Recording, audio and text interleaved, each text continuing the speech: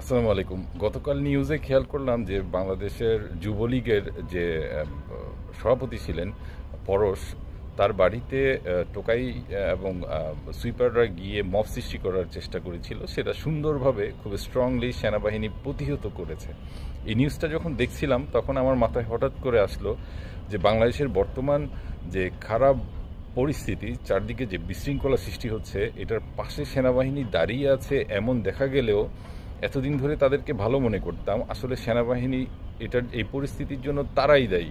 তারা দায়ী এই কারণে যে এই ধরনের আপনার নেগেটিভ রিভিউ আসলে সেনাবাহিনীর বিপক্ষে দিতে চাইনি, কারণ আত্মীয় স্বজন কিংবা বন্ধুবান্ধব অনেকেই আপনার সেনাবাহিনীর মধ্যে আছে, তারা সবাই কাছের লোক, চাই নাই যে তারা কষ্ট পাক। কিন্তু সত্য হলো যে সেনাবাহিনী এই সিনারিওর পিছনে পুরা জড়িত। কারণ পরশের বাড়ি যেহেতু তারা ঠেকাতে পেরেছে, 32 নাম্বার ভাঙা তারা ঠেকাতে পারতো, মুক্তিযুদ্ধের স্মৃতি ভাঙা তারা ঠেকাতে পারতো, আরও অনেক কিছুই, যত মব জাস্টিসগুলো বাংলাদেশের উপর দিয়ে বয়ে গেল, বাংলাদেশকে আজকের যে বিশৃঙ্খল সিচুয়েশনের দিকে চলে আসার জন্য যে অবস্থাটা ক্রিয়েট হলো, এটাতে সেনাবাহিনী পুরোপুরি নিয়ন্ত্রণ করতে পারতো।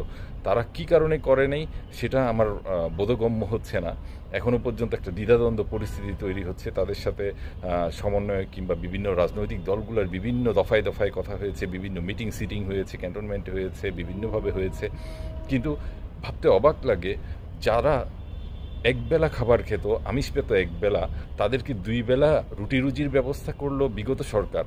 শেখ হাসিনার সরকার সেই ব্যবস্থাটা করে গিয়েছে। তারা খেয়ে দিয়ে তারাও পর্যন্ত দেশের সাথে পল্টি নিতে পারছে। আচ্ছা যান, বাদ দিলাম যে আওয়ামী লীগের কথা বাদ, আওয়ামী লীগকে হিসাব করতে হচ্ছে না।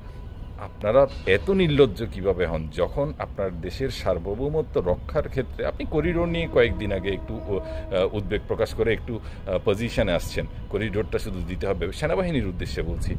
কেন আপনি এর আগে প্রতিটা পদক্ষেপ যেগুলো মব জাস্টিস হচ্ছে, 32 নম্বরের মতো স্মৃতি বিজড়িত জায়গা ভেঙে দিবে, মুক্তিযোদ্ধাদের মোরাল ভেঙে দিবে, মুক্তিযোদ্ধাদের স্থাপত্য যে স্মৃতিচিহ্নগুলো আছে সেগুলো ডিস্ট্রয় করে দিবে, এগুলোতে আপনার কোনো ইয়ে ছিল না। সাধারণ মানুষজনের বাড়িঘর থেকে আপনার ধরে নিয়ে গিয়ে পাহাড়ে গিয়ে, আমার গ্রামে পাহাড়ে নিয়ে মানুষ মেরে ফেলতেছে, পাহাড়ে গিয়ে সবাইকে আটকে রেখে মুক্তিপণ দাবি করছে। কারা করছে এগুলো আপনারা জানেন না? সব জানেন। জানার পরেও যেহেতু আপনারা এটা, আপনাদের কি ইউএন থেকে পয়সা হারাবেন যে মার্কিনীদের চক্রান্তের পিছনে জড়িত আছে, এগুলো জানেন, তাই এগুলো করে লাভ নেই। দেশকে ভালোবাসতে না পারলে, দেশের সার্বভৌমত্বকে ভালোবাসতে না পারলে, আপনাদের প্রতি যে রেসপেক্টটা ছিল, যে বাংলাদেশ সেনাবাহিনীকে নিয়ে গর্ব করতাম, যে কাছের মানুষজন আছে গর্ব করতাম, এখন আর গর্ব করার মতো কিছু অবশিষ্ট রইল না। আরেকটা বড় ধরনের ঘৃণার জন্ম আপনাদের প্রতিও হলো।